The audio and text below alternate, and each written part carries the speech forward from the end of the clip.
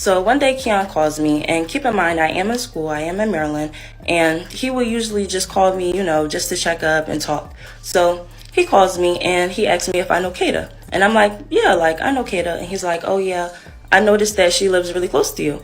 I'm like, yeah, like she lived right in the back of me. And I'm not thinking nothing of it because he usually calls me. If you thought the Kada Scott case was already the most twisted, confusing, heartbreak-filled mystery of the year, you're not ready for what just dropped. Because tonight, after weeks of silence, accusations, screenshots, and internet detectives tearing the story apart, the one person everybody kept pointing fingers at, Gabby, has finally spoken. And the moment her voice hit the timeline, everything flipped. Fans are shocked, the internet is divided, and even the investigators watching from a distance couldn't believe the way her words cracked open the entire timeline of the case. See, people thought they already knew the story. A young woman goes missing. A suspect with a violent past is arrested, and neighbors start whispering in group chats. But when Gabby opened her mouth, she didn't just set the record straight. She set the comment sections on fire. She didn't hold back. Not about the night Kada disappeared. Not about her own connection to Keon King. Not even about the rumors spreading like wildfire across YouTube and TikTok. The moment Gabby's clip hit the internet, the entire Kada Scott case flipped from a tragic timeline into a full-blown reality TV disaster. People didn't even blink before screen recording it, reposting it, slowing it down frame by frame, and digging into every breath she took. For weeks, her name had been floating around like some mysterious shadow in a story everyone thought they already understood. But in this first part of the story, before the internet ripped everything apart, before the families started clashing, before investigators started side-eyeing their own notes, Gabby was just the girl people whispered about, the girl neighbors mentioned with caution, the girl whose silence felt louder than anyone's voice. It all started the night Kada disappeared. The timeline was already messy. Calls going unanswered, strange text messages being dissected online, and people trying to figure out how someone so familiar with her neighborhood could vanish without anyone hearing a sound. But what nobody expected was that Gabby had been watching the whole circus unfold online. Every rumor, every accusation, every TikTok investigator calling her out even without proof. She kept quiet, but silence doesn't mean innocence to the internet. And in her case, silence became gasoline. People started dragging her name into everything. Why isn't she talking? Why did she take so long to say something? Why was she even connected to Keon in the first place? These questions didn't just trend. They became the foundation of hundreds of videos where creators were practically fighting each other just to be the next one to say, "I told y'all something was off about her." But behind the scenes, something bigger was brewing. Gabby wasn't ignoring the chaos. She was preparing. Before she spoke, her friends tried warning her not to. Her cousin even told her, "Look, Gabby, once you talk, they're never letting you breathe again." But Gabby didn't listen. She was tired of watching her name get dragged, tired of seeing people call her a liar, tired of everyone acting like she knew something she wasn't saying. And somewhere inside her, the fear of being misunderstood finally snapped. So when she hit record, it wasn't just a video. It was an eruption. But let's rewind a bit, because in order to understand the impact of her words, you have to understand the tension building around her long before she opened her mouth. The neighborhood already knew she wasn't just another random person in Kada's orbit. She and Keon had history, complicated, messy emotional history. Not romantic, not clean, not something anyone could put in one category. They weren't best friends, but they weren't strangers. They weren't enemies either. Their relationship existed somewhere in that dangerous middle where loyalty and fear crossed paths. Multiple neighbors had seen them talking outside late at night. Some said they argued. Some said Keon warned her about things. Some said she was the one who tried to calm him down when things got heated. Nothing was confirmed, but every tiny detail became a wildfire when the case went public. And when Kada went missing, the internet had one face they wanted answers from, Gabby's. Her silence was misread as guilt. Her quietness was mistaken for hiding something. But what people didn't know was that she was dealing with her own internal storm. She didn't sleep. She didn't eat properly. And every morning she woke up, There were new videos calling her suspicious, new comments telling her she knows more than she's saying, new strangers who somehow thought they could decode her entire character from 2 old pictures on her Facebook profile. Behind closed doors, she broke down more than once. She kept replaying everything she had seen, everything she had heard, everything she had been told by people around Kian. She questioned herself. She questioned her memories. She even questioned whether speaking would make things better or blow them apart. But the day she finally posted that clip, something inside her changed, and that's where this entire story begins. Her video didn't start with tears or excuses. It started with a deep breath, the kind of breath people take before they tell the truth they've been running from. She looked straight into the camera, not like someone performing, but like someone exhausted. And then she said it, "I can't keep quiet anymore. Y'all don't know the half of it." The moment she said that one line, the internet paused like someone pressed the mute button on the whole country. Because that wasn't a denial. That wasn't a clarification. That wasn't a "leave me alone." That was a warning. Something was coming. She continued speaking, her voice shaky but firm. She said she wasn't going to lie to protect anyone, not even herself. She said there were things she saw and things she heard that she didn't fully understand at the time. She mentioned the night Kada disappeared, how she noticed unusual movement outside, how she heard a car door slam harder than normal, how her dog started barking at nothing, or maybe not nothing. Fans watching the clip lost their minds. Comment sections exploded. What did you see? Say it straight. Stop talking in circles. But Gabby didn't rush. She took her time, choosing her words like someone afraid of saying too much and too little at the same time. She explained how Kian had come by her place earlier that week. Not for long, just 10 minutes. But those 10 minutes suddenly mattered more than anything. She said he seemed stressed, agitated, pacing like someone who couldn't stay still. She said he kept checking his phone and muttering to himself. At the time, she brushed it off. Kian had always been someone with a short fuse. But now, those little details were becoming giant puzzle pieces. She said she asked him, "You good?" And he responded with something she never forgot. "I got things going on. Don't ask questions." Those 4 words became the internet's new obsession. People replayed the clip, slowed it down, analyzed her tone. Some believed her. Some accused her of acting. Some said she was protecting herself.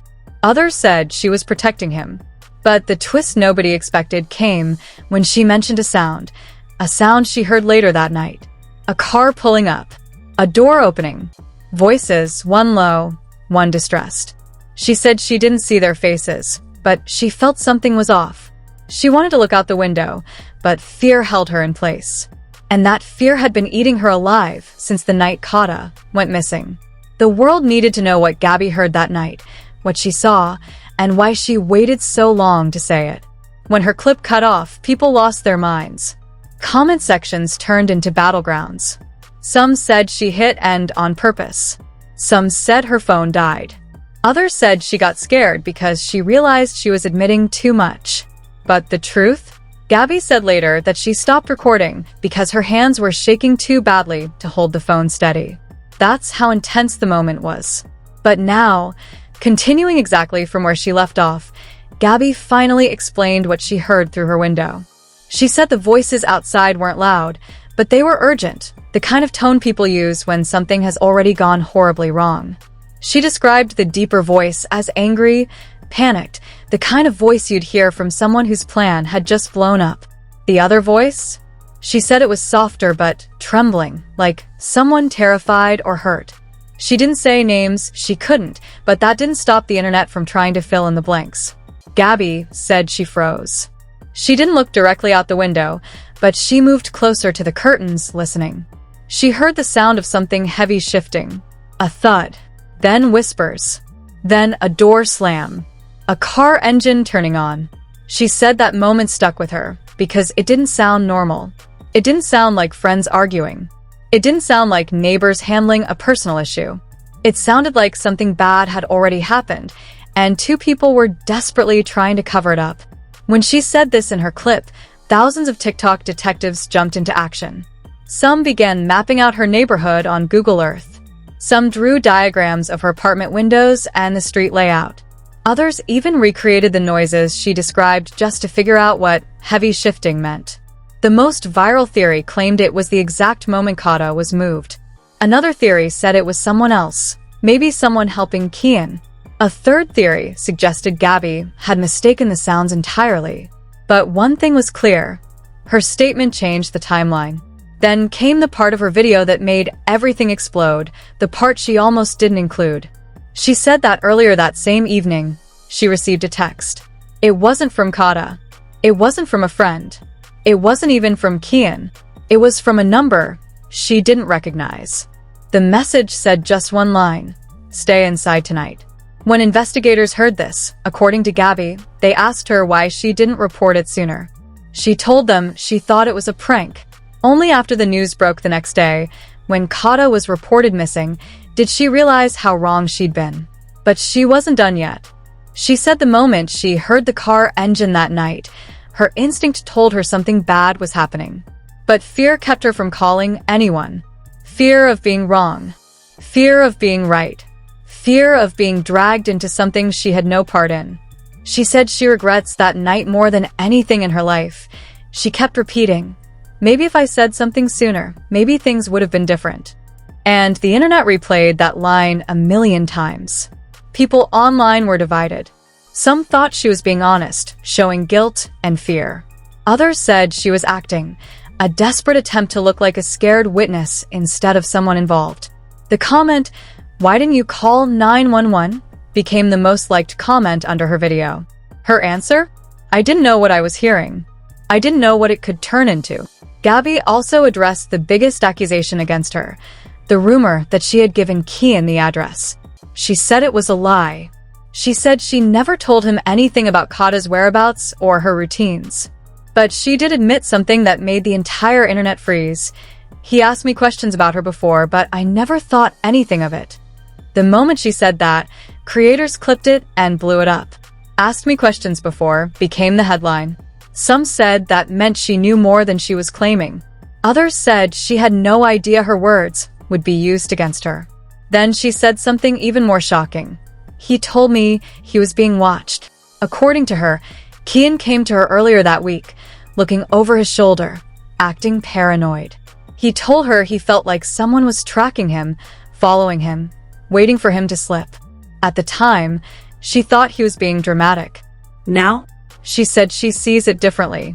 She said maybe he was scared because he knew something was coming, or maybe he was lying to her to cover his own actions. And then she dropped the line that sent shockwaves across every platform. "I heard a girl crying earlier that week. I didn't know who it was." She said it came from outside, near the driveway. A soft sobbing sound, like someone trying not to let themselves break down. She assumed it was someone on the phone. But now people were saying it might have been Kada. Again, she didn't confirm anything, but she said it out loud, and that was enough for the internet to explode. People started connecting dots she didn't even think were dots. Some said Kian had been scouting the area. Others said Gabby heard more than she was admitting. Commentators began calling her the missing piece and the girl who holds the real timeline. True crime creators made hour-long videos replaying her voice, analyzing her breathing, claiming she hesitated too long when she mentioned the crying. It didn't help that she admitted something else. She got rid of her old phone a week after Kada disappeared. Gabby said it was because her screen was cracked and the phone kept freezing. The internet didn't buy it.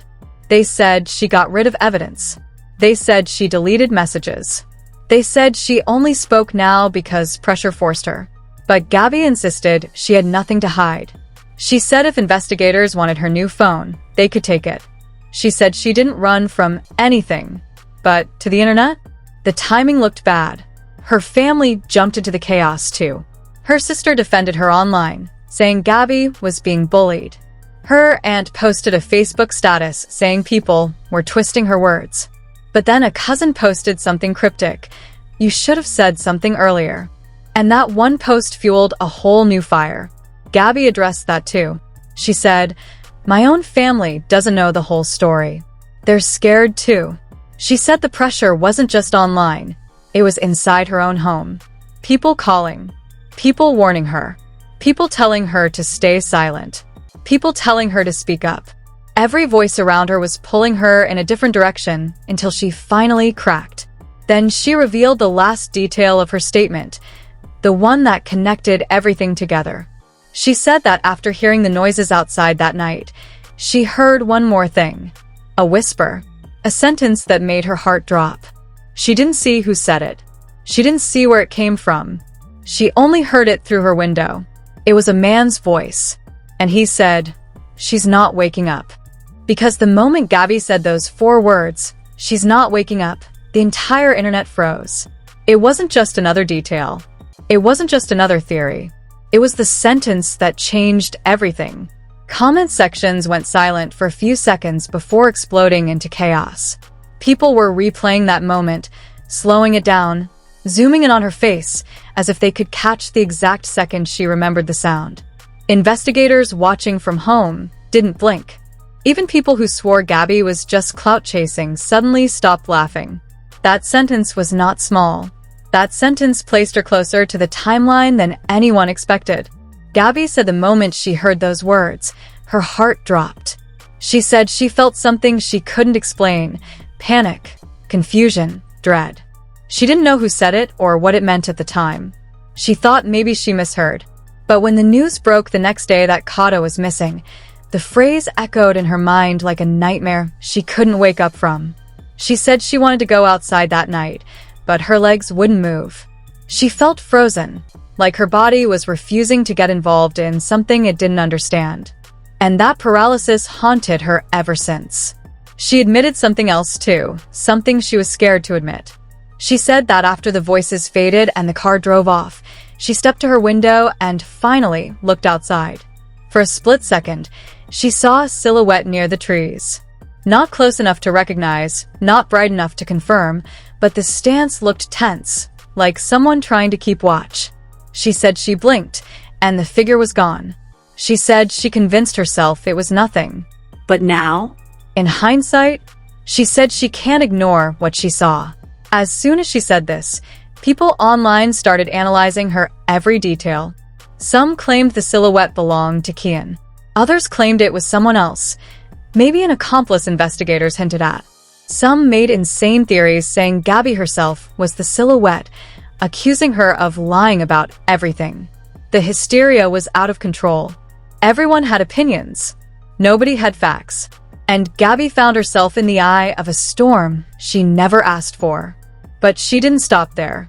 She kept talking, kept explaining, kept pulling pieces of the story out of the place she buried them for weeks. She said 2 days after Kada disappeared, Kian texted her. The message wasn't long. It wasn't emotional. It wasn't even friendly. It simply said, "Don't talk about what you heard." Gabby said her blood ran cold. She didn't respond. She blocked his number, but she saved the message. And when investigators questioned her, she showed it to them. This detail sent the internet flying into hysteria. Commenters said she should have released the text sooner. Others accused her of fabricating it. But some people, especially those who had been following the case closely, said it finally made sense. It explained why she was scared, why she stayed silent, why she hesitated for so long. They said silence in fear is not guilt, it's survival. Gabby said she lived with that fear every day. She slept with the lights on. She kept checking her windows. She made excuses not to leave her house. She said she felt like eyes were always on her. Even going to the store felt like a risk. And when her name started trending, when thousands of strangers started calling her a liar, a suspect, a villain, she said she nearly packed her bags and ran. But one thing stopped her: Kada's mother.